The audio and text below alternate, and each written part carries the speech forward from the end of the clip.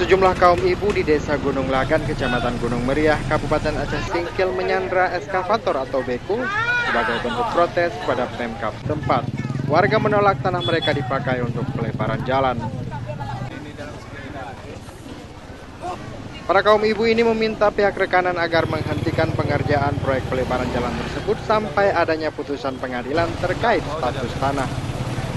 Warga juga menuding Pemkab Aceh Singkil tidak menghormati proses peradilan dan rekomendasi Dewan yang meminta pekerjaan pelebaran 1 meter jalan sepanjang 2 km di Jalan Rimo Singkil, tepatnya di Desa Gunung Lagan, dihentikan sementara. Jadi kami masyarakat tetap mempertahankan sesuai dengan hak milik yang kami miliki.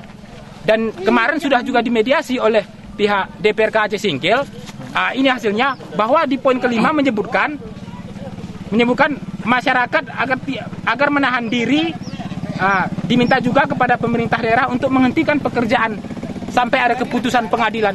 Akibat aksi ini puluhan personil Satpol PP dikerahkan ke lokasi.